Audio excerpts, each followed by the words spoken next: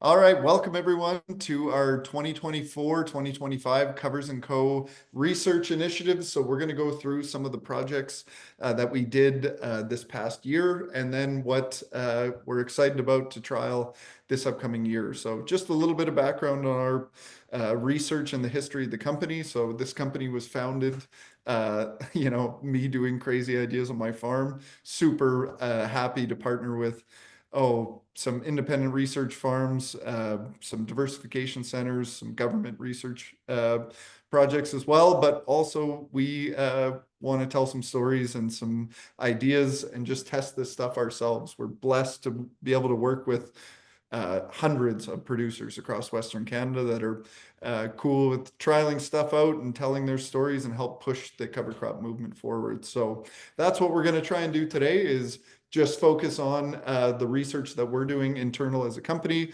But as always, we're very fortunate every year we get more and more partnerships on the independent research side. But as you'll see when we break into it, some of our research is kind of out of the norm, out of the ordinary. So it's just something that we get to partner with real life producers and do some of these projects and see some of the effects they have on the farm.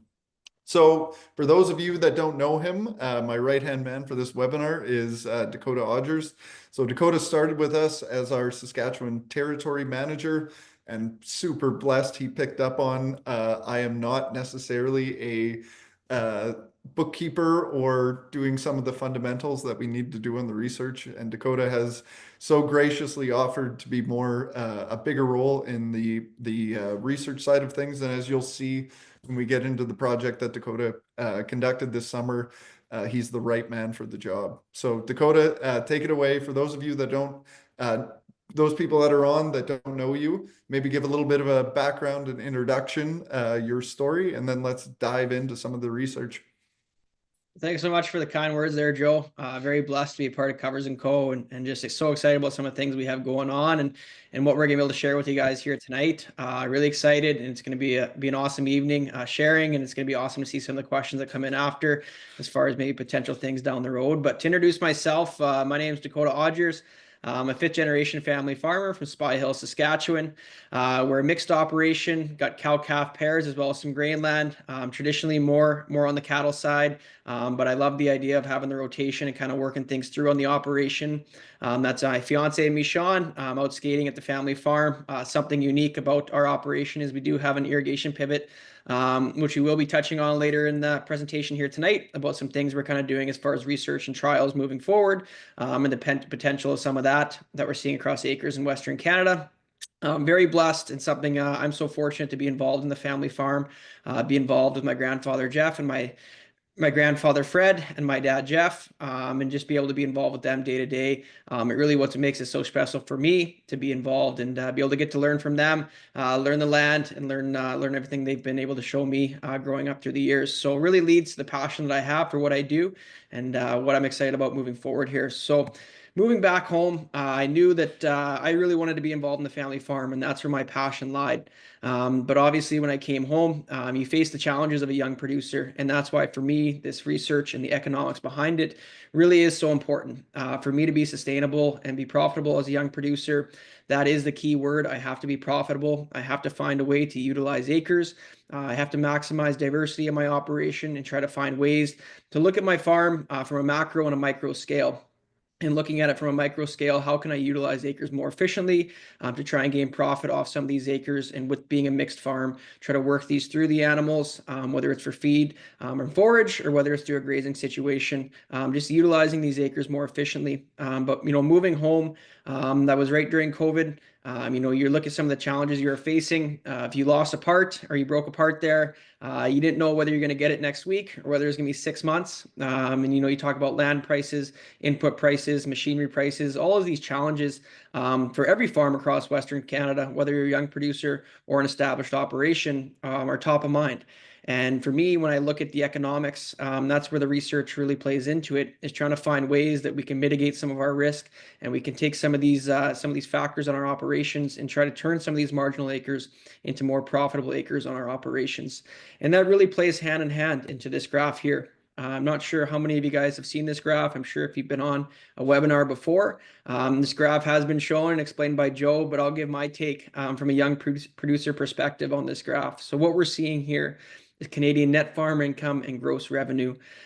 Great job by Darren Qualman putting this together. But from 1926 until 2025, we were actually lucky last week. We got up to 2025. Historically, we only had 2016. So we're seeing the data in real time here, and that this trend is not changing in our industry. So what are we seeing in this graph?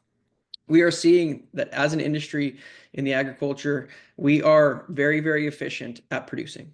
The technology advancements we've had, the changes that we've had on our landscapes, as far as producing product, we have done an exceptional job in our industry of producing product. Now, where are we struggling? We are struggling as producers to take this product that we are producing and to put it into our genes. At the end of the day, how can we as farms start to take some of this product that we're producing, become more efficient with it, and gain more profit on our operations and start to move this ball forward? And that's really where, for the research, is very top of mind. How can we start to become more profitable on farms, not only in Western Canada, but across Canada? How can we start to change this trend and put more in our pocket? So to touch on Dakota's point, this is a nice segue and a segue that I always like. It's understanding what is a plant made of. 96% of a plant is carbon, hydrogen, and oxygen. That's sunlight and water. And something that we focus on our farm and Dakota his, and something that I think needs to be more of a focus on farms so we can reduce inputs while still producing plant biomass, is understanding we need to capture water more efficiently. We need to capture sunlight more efficiently.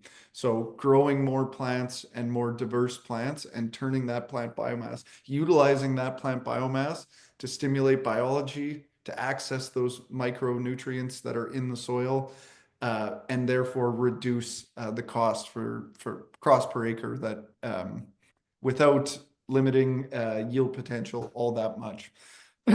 So what we focus on as a company, what we focus on in these trials is the principles of Mother Nature. And Mother Nature does not grow monocrops. She grows intercrops and plant diversity to maximize sunlight capture, to create a diverse root system, to stimulate that biology, to access moisture.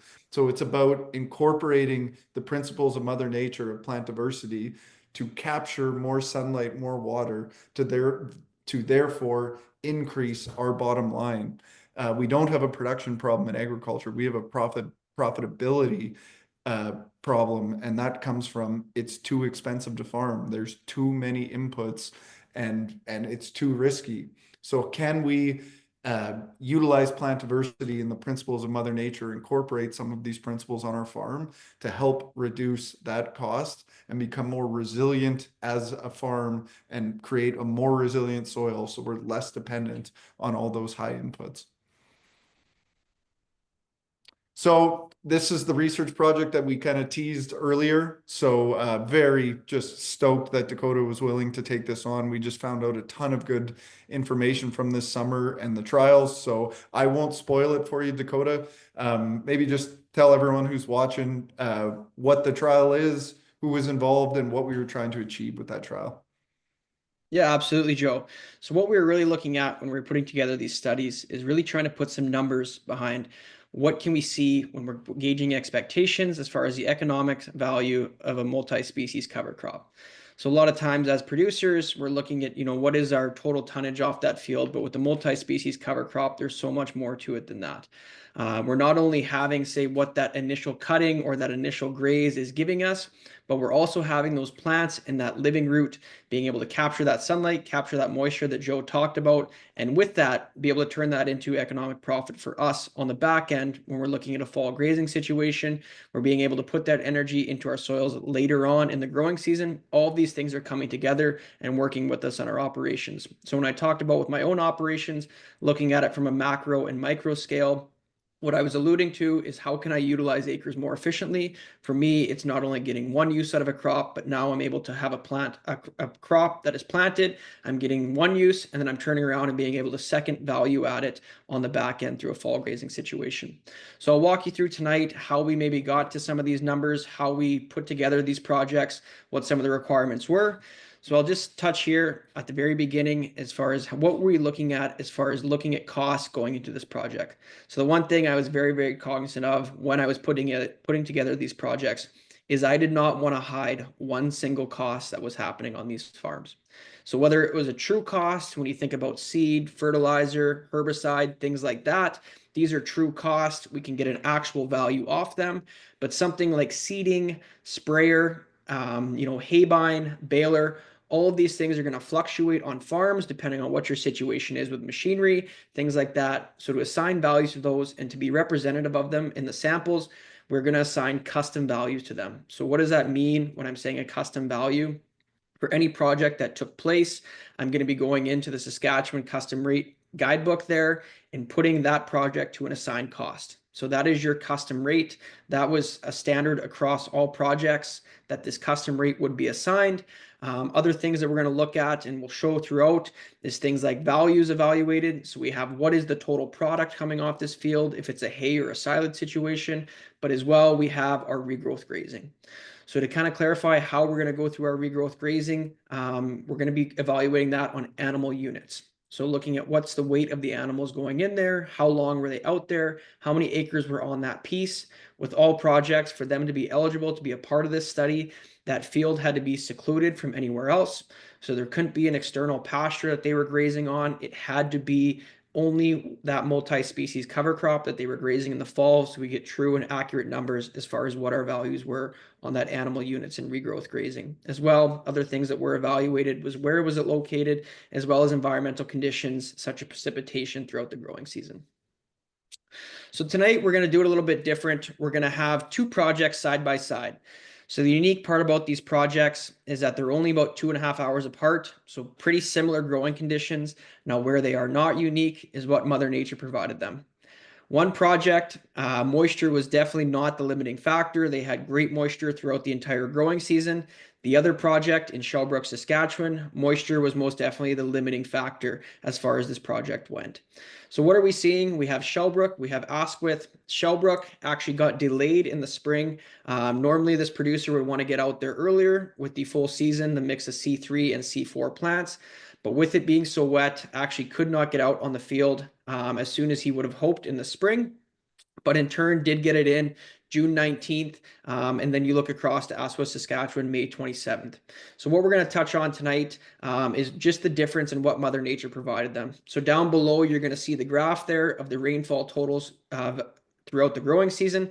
So all of those were collected throughout the year, looking to put those precipitation totals in practice here and be able to put this side by side. So Asquith, absolutely very, very high moisture, 215 millimeters from the time it was planted until the time it was cut. And then you look across the Shellbrook, Saskatchewan, 75 millimeters, so 3 inches of rain during the entire growing season from seeding until harvest. So these are things that when we're looking to put together these research projects, we're really trying to give producers an idea, maybe that aren't similar with aren't familiar with multi-species cover crops. What are the expectations? How can Mother Nature maybe affect? So what we're doing here is we're taking two different cases, one with a very high rainfall and another with a lower rainfall total throughout the growing season. So moving across, I touched on it there a couple slides ago at cost of production. So this is in practice what we put together on each of these projects. So we do have our true cost and we do have our custom cost. As you can see, there is a very large difference as far as cost of production. What that comes down to is the harvest method. So the project in Asquith was taken off in silage and then put in bag for bag silage there, whereas the one in Shellbrook was put on bale silage. So obviously a lot more machinery, a lot more labor goes into these projects. In Asquith there, when we're talking about a bag silage situation with trucks running, silage, all of that going into it. But with that, we tried to represent all of those costs basing it off the custom rate guide, and really getting a true evaluation of what was happening on these projects in real time to look at what was the true cost to that producer across the growing season, to give indications and give education as far as some of these projects taking place across Western Canada. No, this is where it gets very interesting as far as regrowth grazing. We talked about it there as far as some of the limitations on that Shellbrook site with moisture. So as well, we had limited moisture going into the fall in Shellbrook, similar throughout the growing season than we did in Asquith. They received a higher rainfall throughout the growing year. But what are we talking about adding value with multi-species cover crop? And this is what we're really referring to when we bring that up.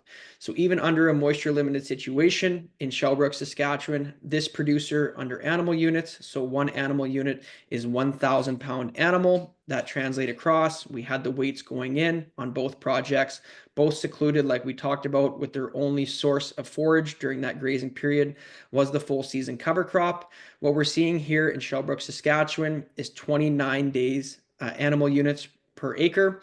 So what is that equivalent to? 29,000 pound animals per acre per day. So moving across to Asquith, higher rainfall, they had a higher tonnage total coming off that field, but they also were able to capture it through regrowth grazing and gain that economic value to their operation through 32.5 animal units per acre. So we're seeing both projects being able to utilize that living root, capture what moisture did, and be able to keep those animals off feed and instead have them graze late into the fall. As you see in Asquith, Saskatchewan, they grazed until November 28th with their only source of forage being regrowth grazing. So really, this is something that we're trying to illustrate, we're trying to show, educate producers on what the value is as far as regrowth grazing on a multi-species cover crop. We're not only talking about the initial cut and obviously the benefits that are associated in the soil, but we're also talking about how can we keep that living root, how can we maximize that 96%, and how can we gain economic value on our farm late into the fall. And now to tie it all together, the total profit. So what are we seeing here? Obviously, we have a bit higher profit in the Asquith project with a higher total tonnage coming off that field. But I think more importantly, even under extremely challenging growing conditions in Shellbrook, Saskatchewan, we still had a profitable project. Even in a tough year, we've still seen how multi-species cover crop, it can still gain economic value to our farms. It can provide that late season grazing option. In Chance's case up in Shellbrook, Saskatchewan last year there, his pastures were running short. At that point, under most scenarios in a normal year, when it's that dry throughout the summer, they'd be going on to the feed that you spent all summer creating. And instead, this producer had the option to put his animals on that regrowth grazing, be able to gain that economic value through keeping them off feed later on into the fall. And then we move across to Asquith there. They were able to go very late, November 28th, and gain that economic value. So we're really trying to look at what these full pictures are. We have projects across Western Canada trying to illustrate we are in different growing conditions, we are in different soil types, but the multi-species cover crops, what value can those bring to those operations, and how can we illustrate that across the prairies? So other projects that I'll touch on, all of these are on our website under our blog there on the on-farm research. So we had a project in Milo, Alberta with Kevin Booth, where we had a full season cover crop under irrigation. This was an extremely interesting study for myself, obviously having an irrigation pivot of my own, being able to see some of the potential there. Kevin initially silaged that and then actually turned around and swath grazed that. I'll touch on the data a bit more in the next slide as far as what we got for animal unit grazing off that regrowth there. We had Connor English under a more traditional study. Connor took it in Bradwardine, Manitoba for a dry hay and then turned around and utilized the fall grazing. Dean Wiegand in Westlock, Alberta. Similar to Chance, had challenging growing conditions throughout the season, but still gained economic value, especially through that regrowth grazing. Dean had extremely high regrowth grazing rates there on the animal units per acre. And the one really cool thing about Dean's project is Dean actually, under his model, feeds almost all the year. And for this, allowed him that opportunity in the fall to take his animals off feed and instead gain that economic value through the regrowth grazing. And then one down in Ceylon, Saskatchewan, that for me was really eye-opening was Sean Catherwood. It was a barley and full season side by side, just looking at the cost of production of those. Unfortunately, we couldn't get grazing data off that one, but I think really when you look at that study, one of the most important things is the picture that Sean sent me end of August. They hadn't received rain in over 50 days, and the field looked into almost entirely dead. September came around. They got 3 to 4 inches of rain. That living root was able to capture that and turn that into biomass above ground. The field within weeks turned a lush green and was able to keep that cycling going on within the soil as well. In his own situation, he did end up placing animals out there. We were just unable to gain the grazing data. But really for me was an eye-opening experience, just the power of a living root and having that plant in place to be able to capture some of that water and the sunlight throughout the growing season. Just to kind of tie it all together, I looked at all the six sites that I talked about here previously, and just looking at what are some of the averages that we've seen across. So you look on the average crude protein percentage, 12.1, TDN of 64%. The average days between seeding and cutting. So what are we talking about when we're looking at this? The day it's seeded to the day it's cut, what is that length interval? Ideal timing that we talk about a lot when we're talking about a full season cover crop is 60 to 70 days. So we're seeing that most of our sites are targeting that pretty closely. They were 73 days average, and then the average days between cutting and grazing. So when that crop is cut until the first time animals are placed on there, 60 days was the average across the 5 sites there. And then I only took our dryland sites. The average animal unit grazing per acre was 36.6. So really interested to see that, and nice to have some data on that one there moving forward as far as some of the expectations when we're looking across 4 sites across Western Canada with different soils, different moisture patterns throughout the growing season. And the last one that I'll allude to there is Kevin Booth with the regrowth grazing under irrigation pivot. Obviously, moisture is not the limiting factor in that situation. Kevin was actually able to obtain 95.5 animal units worth of grazing and a swath grazing method there out in Milo, Alberta. So that really was exciting for me to see and be able to see some of the potential we look at when we're talking about regrowth grazing. And then the last thing. Dakota, I think there was a ton of good information that came out of that trial, but attaching a value to regrowth, which most farms, if they're doing green feed, lots of farms, they take their initial cut and that's it, right? But actually putting numbers towards regrowth data and having 5 sites that we had good data on, it's like that's a real value, $65 an acre. So Dakota has his calculation down there. Another way to look at it, or another formula that we talked about, was that number equates to one animal at $1.75 and all these trials happened in October. So generally if you're feeding at that time and could be grazing, I mean, that is a huge cost savings, and $65 an acre average across 6 sites, like that's just, it's exciting to start putting actual economics towards some of these practices and some of these management practices. Absolutely. And I know we had the conversation, through the last couple of days of kind of how to value this. And no matter what way we looked at it, they almost came out to the equivalent there, where we're looking at a custom grazing day rate or the animal unit and feed replacement cost. And, when we're looking at that feed replacement cost, we're not taking into consideration your time, your labor. All we're taking in there is how much dry matter is that animal consuming.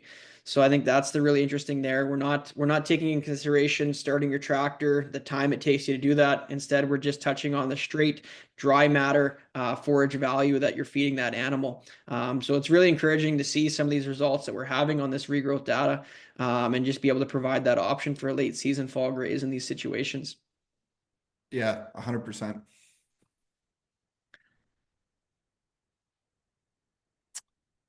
All right. Well, your portion's wrapped up, Dakota. You're gonna come Yeah. back. You're gonna come back later, but great job. And I guess we're gonna touch on it for 2025, but we are going to extend the trial out and get a few more sites this summer and just try and build a data set. As if we can get 6 or 8 data points from a farm and start building a collection, a library of information on cover crops, we can start correlating information and data like tonnage to fertilizer, rainfall to tonnage, regrazing data based on these amounts of rainfall. And what we're excited about is as we go is making not only the environmental uh, uh, and risk portion of cover crops, but also the economical portion of cover crops. That these are the most economical practice in your mixed grain and cattle operation that you can do. And it just also happens to be the best for the biodiversity on the farm, animal health, and the soil, of course, which is a lot of our focus here.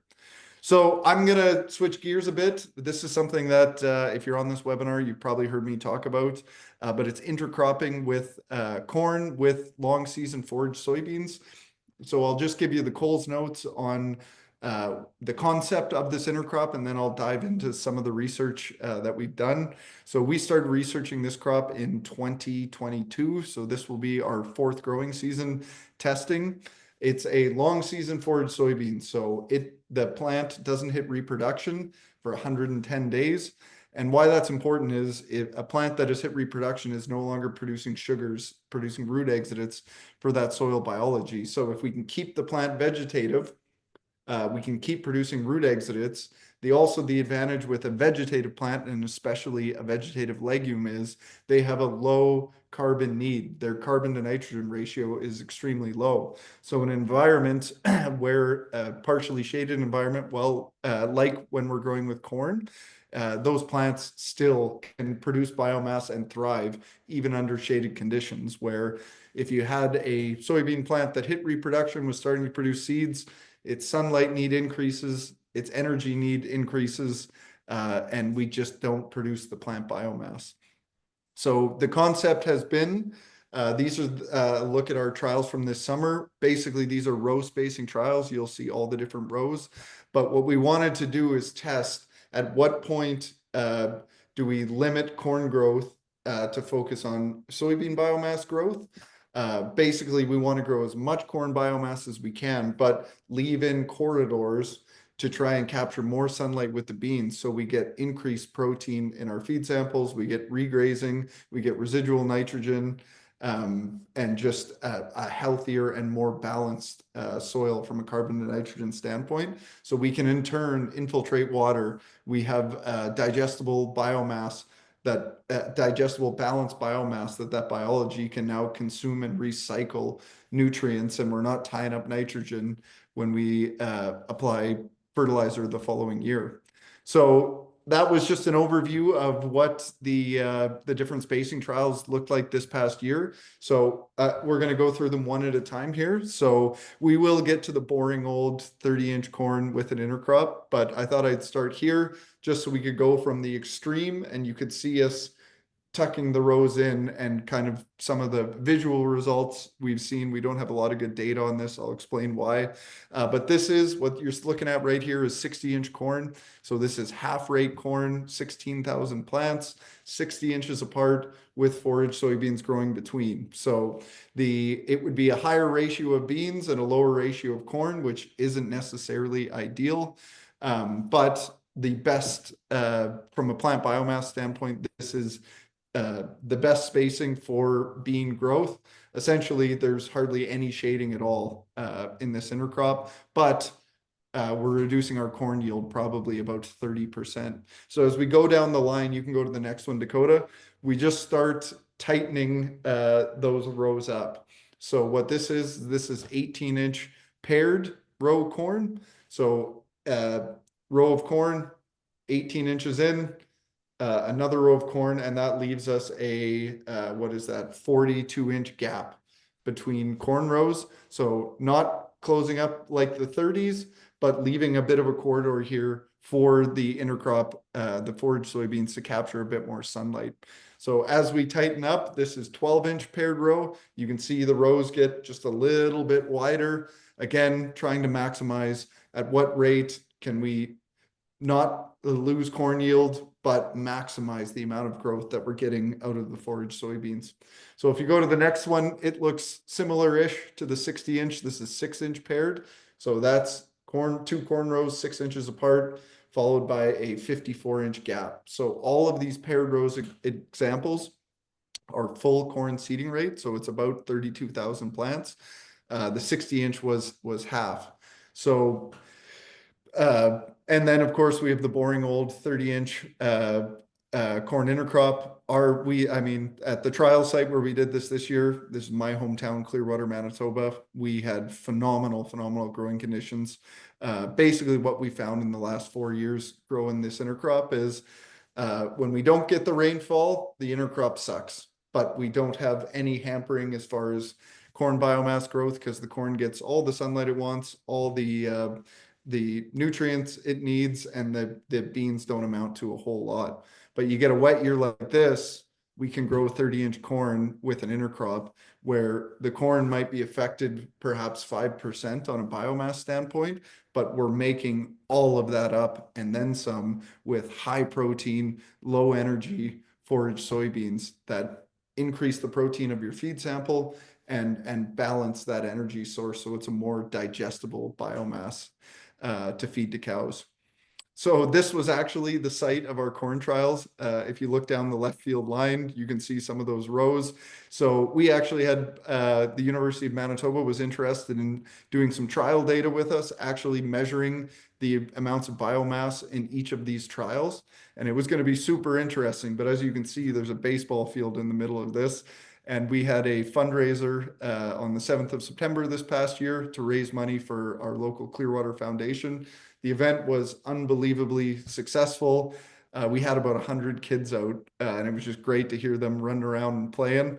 The downside was those little buggers ran up every single row of corn and beans, tramping the beans to the ground, and probably about half of our corn was missing. So I wouldn't trade it for the world. It's too bad we're not going to get the biomass data off of it, but would never trade that day and having the kids involved and how much fun they were having. So what we are doing this spring is taking soil probes of each one of those trial sites to see what was most effective from a residual nitrogen standpoint. We had done trials in the past focusing on the same thing, different spacing, and where we were getting wider corn rows, we were just seeing phenomenal residual nitrogen numbers. On our 60-inch corn with the forage beans, we were seeing up to 100 pounds per acre residual nitrogen. So it's about finding that sweet spot where we can not limit corn yield, but create these little corridors so we can maximize the intercrop yield, producing more and better plant biomass, but checking the boxes from a soil health standpoint, keeping a living root in the ground, feeding that soil biology, balancing the carbon to nitrogen so we can have stable soil aggregates, and that allows us to infiltrate water. So it'll be something we'll continue testing in the future. It was a fun year of testing this past year. So bad segue, thought we were moving on, but we are also doing a number of trials in field and at farm scale. So for those trials, we're utilizing FieldView. If you don't use it on your farm, I highly recommend it. It's free. You just got to sign up. And what it does is it's satellite imagery that just estimates yield biomass. So we're just seeing some amazing data come out of the FieldView with the corn intercrop. Basically, just about everywhere, dry, wet, we're seeing increased plant biomass in those fields where we have the intercrop. So something that we're going to continue doing. If you want to go to the next slide, Dakota, you'll see some field scale stuff. You can see obviously the darker green is more plant biomass, and that's exactly where the forage beans were. So we're going to continue doing trials, spacing trials on our own and field scale trials with our customers, but the early results are definitely very interesting, and I would say exciting that it makes a ton of sense to be intercropping forage soybeans with corn. Okay, moving on to 2025. So that was a summation of the projects that we'd worked on this past summer. Again, super blessed that Dakota was my partner in crime on this and really is an articulate human being and just was made for this kind of research. So going forward, we're going to be expanding our research team My right-hand man for the Field of Dreams project is now graduating onto a research role with Covers & Co. So we're super excited to have Jay Skilford join the team and be taking on a decent percentage of what we're talking about here. But these are the research projects that we're going to be focusing on. So number one is we're going to be continuing on the economic analysis and just try and build that data set up year on year. The first one, of course, with all my stories, it's a long story, but it's the efficacy of an overwinter cover crop blend. Dakota is going to touch on some of the producers he's been working with and some of the feedback he's been getting in dry land areas and some of the blends that we're going to try and utilize in those areas. And then the last one is probably the hot topic in agriculture, which is utilizing drones in getting better results from a relay cropping standpoint. So let's get into her, Dakota. This one I'm extremely excited about. So this is from my farm this past summer. So we purchased a couple hundred cows this spring, didn't have any pasture to graze. That's fine. We've grazed lots of cover crops in the past. So on the left-hand side, that's me out seeding a cool season cover crop middle of April. I think it was about the 17th of April. And on the right-hand side is that's what that crop looked like on the 1st of July when we first kicked those cows out. So the goal strictly was for this project was just produce as much plant biomass as we can, do a really good job grazing that crop so we can cycle those nutrients, stimulate that biology, but again, take reproductive plants, put them back to vegetative plants so they're producing a root exudate and the life cycle begins. So you can go to the next one, Dakota. So these two pictures, so the left-hand picture, that's the last paddock that we grazed. So I showed you the first one, that's what the last one looked like. And then the picture on the right, that's what the first one looked like again. So trying to check every box from a Mother Nature standpoint, capture more energy. So if you go to the next photo, Dakota. Question for you, Joe, and it's a question I get lots from producers, and it'd be nice just to hear your viewpoint on it there. A lot of producers, maybe looking at cover crop grazing for the first time. What's something that you're looking at as far as staging? Like when are you looking to hit that plant? Obviously, you're looking in a two-pass system in your situation. What kind of variables are you looking at as far as how far along is that plant developed by the time you're putting those cattle out there for the first time? Well, the beautiful thing about Mother Nature, Dakota, is she's humbling and she's different every year. So no matter how long you've done it, you got to be observant. So if you just go back to the previous slide, so that picture on the right, that was us kicking the cows out for the very first time.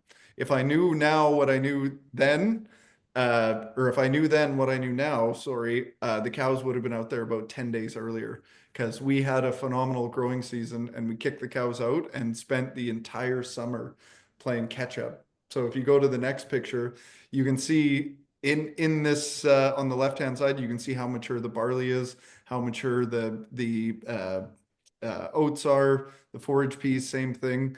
My advice is getting the cows across quicker, maybe giving up something from a residue management standpoint and getting the cows across faster, having them chew those plants, get them back to a vegetative state, and then starting again, I think is a good decision. And on years where it's dry and you don't get the growth, you want to hang them off that a little bit longer, and you want to utilize more of that plant. So we were I don't have a picture of the residue left behind when the cows were off this, but we left behind just a beautiful mat on the soil surface. It'll keep that soil cool. It'll keep the biology active. It'll cycle. So that's something important to me when we're grazing these cover crops, but every single year is going to be different. And it's scary, but the exciting part about management practices like this is you have to be observant. You have to understand your farm, your livestock, and your land to know best case forward. So we finished the growing season. We grazed the cows over everything twice again. We came back. It was about the 1st of October. It was getting later in the season, and commodity prices weren't looking great. And we've in the past grazed a ton of cover crops. We use that plant biomass, use the cows to cycle it, stimulate that biology, we have a functioning soil. And we just find going back in with a crop that's mycorrhizal dependent, like a cereal, we can just grow conventional yields without the inputs. So the idea was go out, hammer fall rye into the ground and create options for ourselves. So if you go to the next slide, Dakota, this is what the crop looked like in spring, but if you go to the next slide, we've utilized fall rye on our farm quite a bit, and this is my favorite use. So we can get something growing, capture moisture and sunlight in the fall, capture moisture and sunlight in the early spring, and we can have a growing plant that my biomass digesters that I call cows can consume earlier in the spring. So I just like the idea of flexibility with a overwintering biannual. You can graze it, you can hay it, you can combine it if that's what you want to do, but we're just creating options for ourselves. If we need feed, we can make feed. If we don't need feed, now we've got a crop that we can turn into cash that we can sell to help cash flow the farm. So you can go ahead to the next one, Dakota. In the event that we, sorry, next one. Sorry, yep, keep going here. So in the event that we hay or graze that crop, so that usually happens between June 15th and July 1st. We either graze it or take that crop for forage. Now we've got lots of growing season left that we can come back in with our context, hot and dry summers. We can come back in with something warm season that's going to utilize moisture more efficiently. So this past year, we grazed our fall rye. We went back in, we sowed a warm season cover crop. This is about the start of August. This crop is about a month old, and this is what that crop looked like by mid-September. So this is second week in September. You can see, I mean, we had a pretty phenomenal growing season, but you can see just how much plant biomass a warm season cereal can put on. So of course, the biggest thing in the picture you can see is sunflower and sorghum Sudan. But if you look lower down in the canopy, you can see all the diversity is there. Probably not capturing a ton of sunlight, granted, because the sorghum is tall and luscious, but it was capturing sunlight earlier in the year, stimulating that biology. Again, we haven't used fertilizer in any of these crops yet. But that crop, again, we're just creating options for ourselves. We can hay it, which is what I did in this picture. We can silage it, we can graze it. If you want to go to the next one, Dakota, favorite thing to do with warm season cover crops is late fall grazing. So half that crop we took as hay, this other crop we grazed. Again, this was after already growing a fall rye crop. We were able to graze 100 cows per acre per day on our second crop of the growing season. So it's about utilizing plant diversity, capturing more sunlight, capturing more water to lower your input costs, and then creating different revenue streams, different options. So you're flexible. So if I wanted to take that rye for harvest, this is what I'd be giving up. But I was able to graze it, come in with something else, and we were able to capture another revenue stream. So it's just about creating more options and more flexibility on the farm. So with that being said, I am stoked to be trialing this summer. Basically, we want to recreate a cover crop that we can combine, we can graze, we can silage or take for dry hay, but we have something established underneath that's going to overwinter, and then the next following spring we can graze it, we can hay it, we can take it for a cash crop. If we graze it or hay it, then we can go back in with something warm season, short season, and collect more biomass. So the goals with this intercrop, and again, I'm just so stoked to be partnering with the producers that we are, is initially seed once, harvest twice. So the first harvest is going to be the forage oats, peas, hairy vetch, purple top turnip. The second, what's going to stay established over winter for the second harvest is the winter triticale and the sweet clover. So again, we can graze it, we can hay it, we can be content with taking a triticale clover crop that we can combine, separate, all minimal or reduced inputs. So if we want to grow it strictly for forage, we can grow 3 forage crops in 2 years, again, having that biannual in there. But fundamentally, what we're trying to do here, Dakota, is maximize the 96%. The water capture, the sunlight capture, putting plants within their context for the best chance for survival and biomass production. So putting warm seasons where warm seasons belong, midsummer, putting cool season biannuals in the fall to capture early moisture growth, using cool season oats and peas early in the spring to get established and produce that initial crop. But high intensive plant diversity, you're incorporating plant diversity as a substitute for high input fertilizers, herbicides, fungicides, and create more options, more flexibility, more revenue streams on the farm. So every one of those crops, the 3 crops in the 2 years, each one of those can be pulled off as a commodity grain crop if needed. If we're short of feed and we're going to be, hays 10 cents a pound, we can take all of it for forage at limited cost. If we've got lots of feed, we've got lots of grazing and want to take it for a cash crop, well, that's something that we can do. It's just about creating more revenue streams. More diversity is going to create more resiliency on farm. And to show that I believe in it, every single arable acre on our farm that's not in currently fall rye is going to go to this blend, because I just see such good efficacy and flexibility with it. So super excited to try this past summer, or this upcoming summer. No, that's just it. Just the amount of options as a producer that you're able to get. You look at throughout the first growing season, you have 2 different uses you can use there. You can silage, you can graze, or you can take it all the way to the end, right? It just gives you Yep. that flexibility and that options. What's the growing season like? What is the rest of my farm looking like?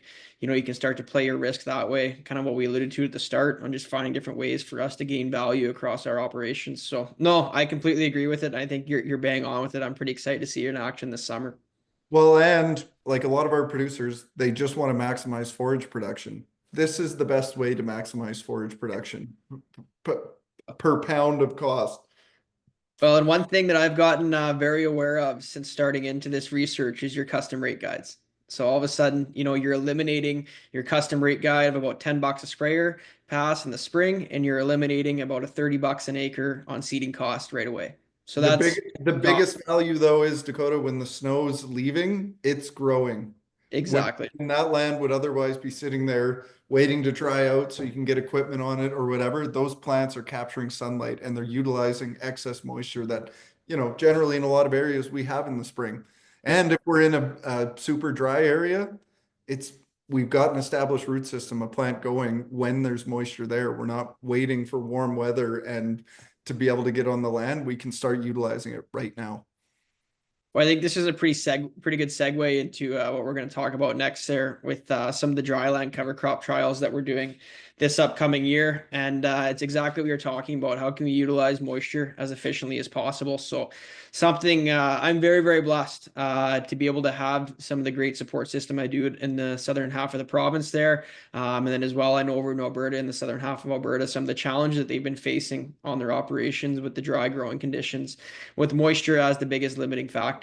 And it's something that, we're very lucky to be able to have producers, have dealers that bring this feedback back to us, and allow us to kind of be able to work towards trying to find some solutions in some of these areas. And the one thing I know, Joe, you can probably allude to as well, you go to these areas on field tours or different visits that we have down there, producer meetings, what have you, but just their ingenuity down there and their determination in some of these areas they've been dry on finding ways to make things work. It really is. You can't help but be excited after talking to them on some of the ways that they're finding to persevere, and that's what we're looking to do on putting some of these dry land cover crop trials together for the upcoming growing season. And Well, realistic, I tell people, Dakota, I'm like, we're not that smart. We're just blessed with the network that we have and the smart producers that are willing to try things and willing to share ideas with us, right? couldn't agree more. Couldn't agree more. No, very. And I remember when, I started, and you said to me, you said, having conversation with producers and dealers, your farm's going to be better because of it. And you're exactly right. You're surrounded by people just good people willing to share what's worked on their operations, different ways they've had success all across Western Canada. It really has, and it's transformed our farm on some of their ideas they've brought forward and some of the ways that it's been implemented in my own operations. So for whoever's listening, thank you for sharing your ideas with me and being so open about your own operation. But no, the big thing we're looking to have, and we're putting together some of these dryland cover crop blends for trialing for the upcoming growing season, is we are just trying to maximize spring available moisture and that 96 that we've alluded to throughout the webinar. So what we're looking to target, we're looking to target that early seeding date. So with that, we're going to have a high composition of C3 cool season plants to get out early, put that living root in the ground, make most of the spring moisture that's available. As well, one of the trade-offs with seeding earlier, you're going to have that opportunity to harvest earlier. Now, the back end, we talked about it when I was talking about some of the economic analysis of the research. We're just giving ourselves more opportunity to capture some of that growth for a fall grazing situation. So with that, we're seeding earlier, we're taking off earlier, but in turn, we're putting that plant in position to have a longer growing season to capture moisture, utilize sunlight efficiently, and put on that growth to utilize in a fall grazing situation. So we're looking at a high composition of C3 plants. And with that, we're going to have a bit different than maybe what you've looked at previously on a full season blend, where that Italian ryegrass is maybe making a predominant regrowth. We're going to be having the winter triticale. And some of the stories and some of the responses we've got as far as producers in some of those dry land areas interseeding with winter triticale. I got to give a shout out to Calvin Gavaline, who I was at his farm there last summer, and just looking at the way that he's utilized winter triticale on his operation. To get that fall grazing in multiple different scenarios, whether it's straight, a straight cereal crop that he's putting in, having that winter cereal underseeded. We looked at it as a really big value add, including that winter triticale in there for that regrowth aspect into the fall. So that's what we're really trying to target with this dry land cover, is a high composition of C3 plants. And we're looking to have that come through that early spring moisture, earlier harvest date, and more days for the regrowth on the back end. So we're really working to try and find some of those solutions for some of those drier areas. Still looking to maximize plant diversity, maximize the 96 like we've talked about all night, and try to put this in operation on their farms and turn it into to successes and economically viable practices moving ahead. So another thing that we've also done, we've had producers that have been more than willing to try things out for us, and the next example is a perfect one of that. Dean Wiegand out in Westlock, Alberta last year, utilizing what is our cool season cover crop. That was seeded, frost seeded November 18th last year in Westlock, Alberta. So with that, what are we looking to target when we're frost seeding an annual? We do not want that temperature in the soil to be high enough to where that plant is going to germinate. So you want to make sure that we're still getting good seed to soil contact, but we're not looking to bury it right down. What we're going to be looking for is have that frost cycle as we're moving into the spring, work that seed down. But as we talked about, utilizing that plant growth as early as we can in the growing season. So that's one of the main goals when we're looking at having a trial like this. We're looking at putting an annual in, frost seeded with no germination, but looking to get that growth as early as we can in the spring and maximize that spring available moisture.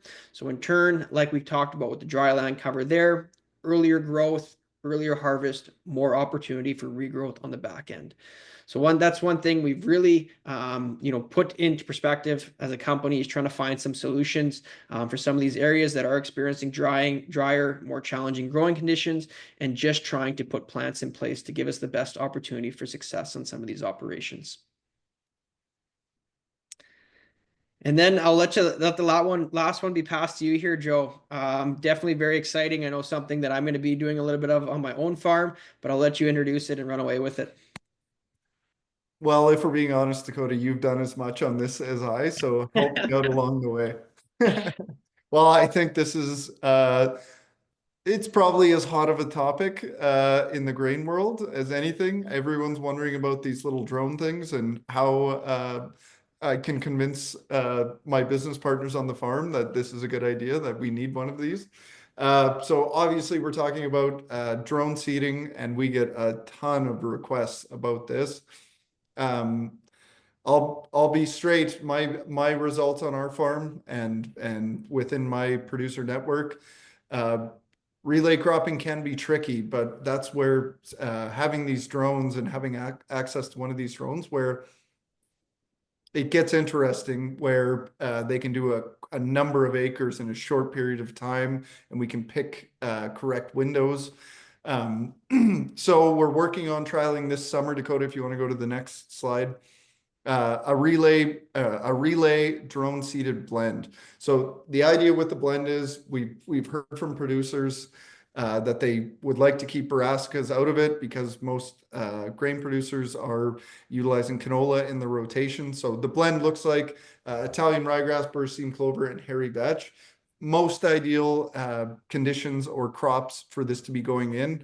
We've included this picture here because that's about the right timing as far as application, but we're going legume heavy because in a lot of scenarios, this crop's going to be going into an actual cereal crop. So want to keep that carbon to nitrogen balanced as the cereal gets more mature and higher carbon. We've got vegetative legumes that once that crop is harvested, that initial crop is harvested, we've got a living root, a vegetative legume that's going to capture carbon, it's going to capture nitrogen and try and balance that carbon to nitrogen ratio, helping stimulate biology by producing root exudates, stable soil aggregates, and therefore we can infiltrate water and try and get added benefits to this cover crop outside of the obvious one, which is, hey, let's go and graze that later in the fall, which is of course an option.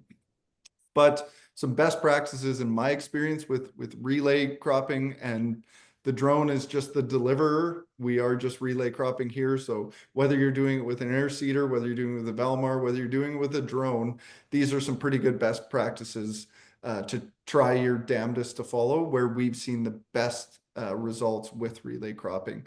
And that is seed immediately after a herbicide pass, not a week later, not 4 days later, applying the herbicide and then getting out there immediately following. It's a race against time. 96% of a plant is sunlight and water. This crop that we're looking at here has access to it all, and we're going to be putting seeds underneath it. So we want to get that relay crop germinated, established, so it can still capture sunlight and energy. The issue with waiting 2 weeks after, if you come back to this crop 2 weeks later, it's going to be 6 to 8 inches higher. It's going to have tillered more. It's going to be very difficult for that seedling on the soil surface to access moisture, to access sunlight. Again, it comes back to the 96%, and where we see best results is if you can get that crop out there right immediately following a herbicide pass. So, and obviously this is going to be the biggest factor, which is, if you're possible, try to seed before a moisture event. And here's where it gets exciting with the drone. If you have your own drone and you have the seed, throw it in. Hey, they're calling for 70% chance of rain tonight. Well, I can go with the drone, do 40 acres an hour and get a quarter section done in 4 hours. That is going to be the key to success, is rainfall timing. Now, I know, Dakota, on your farm, you've got it with irrigation, so you're going to be able to artificially create that rain. But for those of us without it, it's the difference between having a rainfall a night or two after versus 2 weeks after is generally going to be the difference between success and not success. I think add to that too, like with the irrigation there, it's going to be a really good side-by-side trial to maybe what the potential is if moisture is a limiting factor. But with the way the irrigation pivot runs, you're going to have about a 7-acre chunk of that field on the portion that we're doing that isn't going to be irrigated. So you're going to have those side-by-side results. No water added, and just to kind of put into perspective, what is this going to look like on farms across the prairies where water can't be put on, unfortunately, when we want on a lot of acres across Western Canada. But then we're also going to have the portion that is watered. So we're going to see maybe the potential. So it's going to be a little, good side-by-side comparison there, dry land and irrigated, same exact soil, same exact crop. So that's what we're going to be looking at there. It's going to be nice to have that. Well, and I think something interesting for your trial specifically, Dakota, one, I wholeheartedly, if you've got an irrigation system and are sowing monocrop wheat or something, this is just a no-brainer practice. If you can control the water, you can get a relay crop established. When that wheat comes off, you can hit it with water again, and you're actually going to get, these are all cool season plants in the blend. You're going to get substantial amounts of biomass growth late into the fall. If you've got livestock, that's an added revenue stream. If you're doing it for just the soil health benefits, you're going to see some soil health benefits. But something that's interesting in the trial that you're doing, so you both have irrigation, but it's going into an established winter trick crop. So you're going to be broadcasting this probably, early to mid-May, whereas a lot of people that are going to be applying this, it's going to be at herbicide time, which is, first couple weeks in June, if not end of June.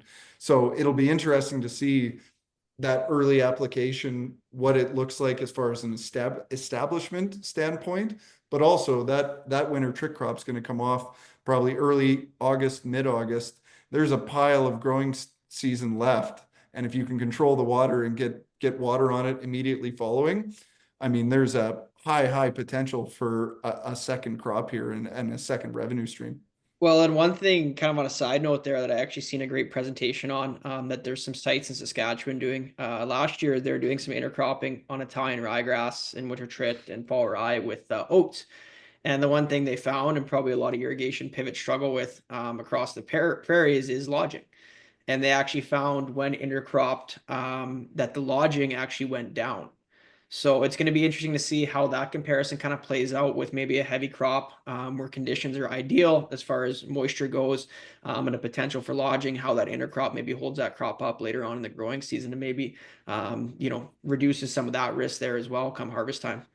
Yeah, yeah, for sure. I mean, uh, it'll be interesting to see. I guess what I'm most interested to see going into this year is the difference between what the pivot is like versus not Yeah, pivot. I think we can just learn a ton of information from that. And it's all right on the same site, right? So yeah. even if there isn't grazing data, our eyes are not deceiving us. We can look and see what's there available for livestock. But yeah, if you've got the water, it's just little ideas like this that they just have so much validity. You're growing more plants. The next thing you need is something to convert those plants into revenue. And that's on our farms, that's where livestock comes in. But it's just about adding more value to every acre of land. Absolutely. Now, correct me if I'm wrong, Dakota, that's our last slide. That's it. Okay, so you got to stop sharing, and then this is impromptu, but I realized I end every webinar the exact same way, so I can't be ending it any other way than I always do then, right?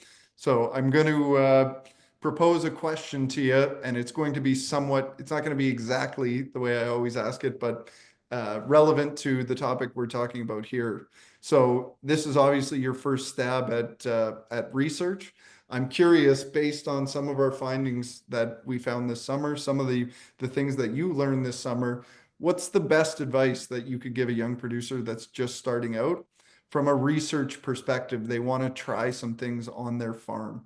So they want to do different experiments and see what works for their system. What's the best advice you could give somebody young that's wanting to try this? This might be a long-winded answer because That's all good. definitely has taught me a lot, but I think probably first and foremost is knowing your cost. I think that's got to be top of mind as far as knowing what your cost is, as far as different methods of harvesting, what you're putting in, and what the potential is as far as gaining use out of that. So for me, that's been one thing. Obviously, working as hand in hand as I have with the custom rate guide is just looking at how these different methods and how different ways of doing things in our own operations historically, what those true costs are, and when we're really assigning values to those, whether it's labor, whether it's machinery, how are these factoring into our bottom line at the end of the day? And then for me, the other one that really sticks out to me is gaining more use out of acres on our operations. So maybe rather than looking outward, how can we start to maybe factor this in internally? So you're not only looking at one use out of a crop, but now you're looking at two. How can we start? It's kind of like you alluded to with the overwinter blend. A double-edged sword there, where we can take it for a silage, let's say, light fall graze, and then we can turn around and still gain use out of that in the second year. So now all of a sudden you have three crops in 2 years. But moving to the annual side, I think, whether it's intercropping, say something like oats and a tine ryegrass or a full season cover crop, whatever it may be, we're not only getting one commodity off it, but now we're getting two. And what value is that bringing to your farm? And not only that, what value is bringing to your farm, but also simplicity to your operation. So now instead of feeding end of October, your cows are out grazing. You maybe go for a nice quad ride. You can go and check them. You're not unrolling bales. They're not in the feed yard. All of these things have to come in a top of mind. But I think it's knowing your cost. And then obviously, how can we gain more utility and more use out of our field and our operation through a double-edged sword there and utilizing it not only once, but utilizing it twice. Very well said. I think if I was going to add anything to that, although you touched on most of the good points, every field you got to have something going on. If you're Yeah. treating 100% of the field 100% the same, how do you know if any of these inputs that you're utilizing, how do you know if you're getting economic viability out of them? You don't, because it's all treated the same. But falling in love with check strips and spending time in the check strips to understand what's going on, I think that's just the best use of a young producer's time, because you start to build, even if you're not doing all the data analysis and the collection. If you can utilize something like Field View and your own eyes and your own brain to figure out what's going on here, that's just something that's going to pay dividends years and years and years into the future. And so let me throw it back to 28-year-old Joe. 28? Geez, that was a long 28-year-old time ago. Joe. What's one thing after, kind of living with the model we did this summer that maybe stood out to you, or something that you really saw value in? As you know me, Dakota, I love talking numbers. I love talking costs. I mentioned it earlier in the webinar tonight, but attaching a value to fall grazing. The most expensive thing we do as cattle producers is winter feed. It's the feed itself, but also the distribution of that feed, the cleanup of that feed, the manure removal of that feed, growing plants on a piece of land and cycling those nutrients with livestock, and you never had to start a tractor, never nothing. It's just, well, we came up with it. I mean, $65 an acre, that basically means you get the seed for free. If you're doing things like utilizing funding and stuff like that, like the hits just keep coming. But if you can, for an operation like ours, you're getting sick, I'm sure, Dakota, of hearing me say this. It costs us, if our winter feed cost is $3 on 400 cows, that's $1,200 a day. So if I can lower that to $1.75 and I don't have any of the cost, any of the time attached, I mean, that's just massive amounts of cost savings. If I can cut that in half by utilizing fall grazing, it saves $600 a day. Those are, yeah, my bank account's not going up, but more importantly, it's not going down. It's just a management practice we can put in place to have a serious impact on our bottom line. No, completely agree. Yeah, So and go ahead. no, it's just something that, living in it, you realize how important some of these costs are. Living in that custom rate guidebook, it's great to have that top of mind so that when you're thinking about some of these things, they're second nature, right? And you're knowing what your true costs, and say you're putting in a 2-year blend. Well, it's not only what's your initial, but what are you saving on the back end? As far as Yeah. another herbicide pass, as far as another seeding pass, as far as if you have to have a tillage pass to maybe get that field prepared in your model of production on your operation. All those things have to be kind of factored in when we're looking at this, because it's not just a one shot where it's, hey, we're going in, we're taking the crop and we're walking away from it. Say it's a monocrop barley silage. Well, that our economics are tied directly to what is that silage. If that silage doesn't ton out, that's it for the year, right? Yes. But under this model, it's what is our initial, value of the feed that we're taking in, but now what are we getting on that back end? There's another window there. If the environmental conditions aren't bang on where you hit that, that banger barley silage, well, you still got a 60-day window, as we've seen was kind of the average for these cattle going back out there. So now you got 60 days to capture moisture and capture sunlight to still gain that economic value on the back end. And it's something as simple as, okay, the environmental conditions aren't, working in my favor right now. Maybe I'm taking that crop, instead of 70 days, I'm cutting it at 55, because now I'm more geared towards that regrowth grazing. But by knowing my numbers and know I can get a second use out of it, we're not tied to the one shot. We got two shots at it in a growing season, so we can make management decisions in real time to kind of serve within that.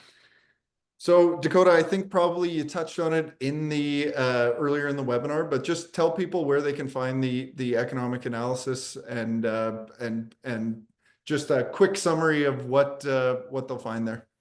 Yeah, so on the website there, we have our blog there where all of these research analysis, so all 6 sites that I went through tonight will all have a full written report on the website there, and really a lot more in depth than what we were able to go tonight. As far as individual cases, I tried to outline there, whether there was a heavy rainfall pattern through 3 weeks, or we talk about Sean Catherwood's. The rainfall data might not show it, to a T, but what we are showing through that is 57 days without moisture, right? So as much as we're having the month by month breakdown, try to give some analysis to what's happening in real time during the growing season, what management decisions were made, and then just a lot more further detail in depth as far as the feed tests and everything associated to these projects there. So really want to try to give it as a resource for producers to be able to look at, put into the context of their operation, and kind of give some expectations as far as what that value is that we're seeing off these projects. And more than anything, just open that conversation, and just get that education out there and try to let some people know about what the things are that cover crops can bring to their operation on the economic side. Well said. So that's coversandgo.ca. You can check it out. It's under the resource section. Dakota, I want to thank you for everything you do here at Covers and Co, but for joining me tonight. That was a lot of fun. Did it in one take, man. That was awesome. Later. Yeah. All right. Well, have a great night. Thanks everyone for coming on.